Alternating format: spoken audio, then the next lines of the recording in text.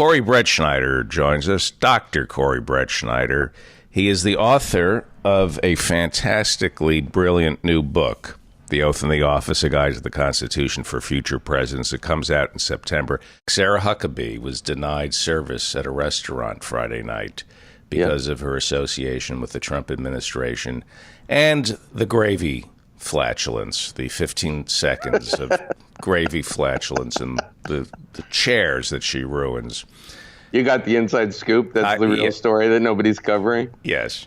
Now, mainstream media.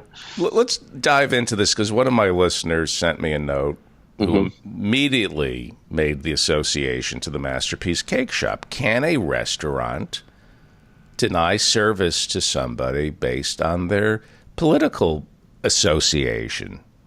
It's a good question. The quick answer is it depends on the public accommodation laws that are in place in that locality. Nationally, we have a public accommodation law, for instance, that bans discrimination, certainly based on race. That's the 1964 Civil Rights Act, says that you can't deny service in a restaurant or a hotel based on race. And that was upheld in a court case, famous court case in the 1960s called Heart of Atlanta Motel, and another related case about a barbecue restaurant called Ollie's. And I think we've talked about that in the past. So there is no federal bar on denying somebody for political opinion. And then it depends on the locality. My understanding is that in Washington, D.C., for instance, you can't deny service based on political opinion. And in Virginia, I think there is no such statute. So I don't think they were violating any law. Now, as we know from Masterpiece Cake Shop,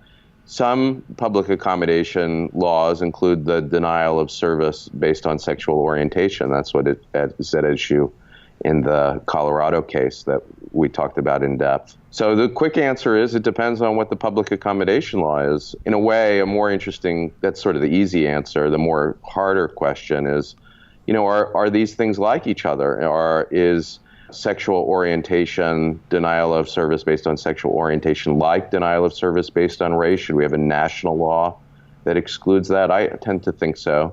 Now, political opinion or political affiliation, I guess, in her instance, because it wasn't just her views, really, despite what I think she implied that it was her role in the administration, and they were objecting to that, to the things that she was doing in her job. Should that be banned, basically, either nationally or in your state or in your city?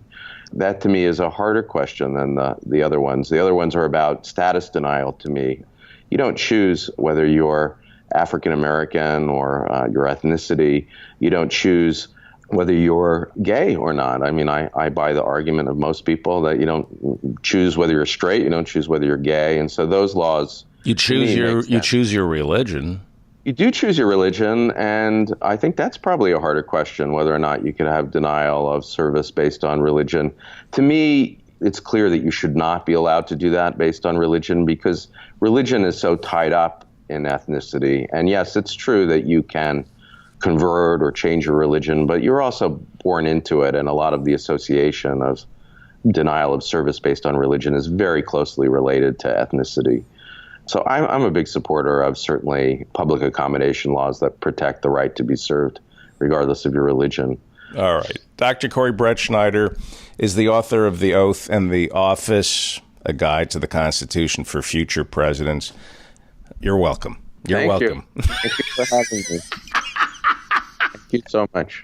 You're welcome. Stay on the line for 1 second.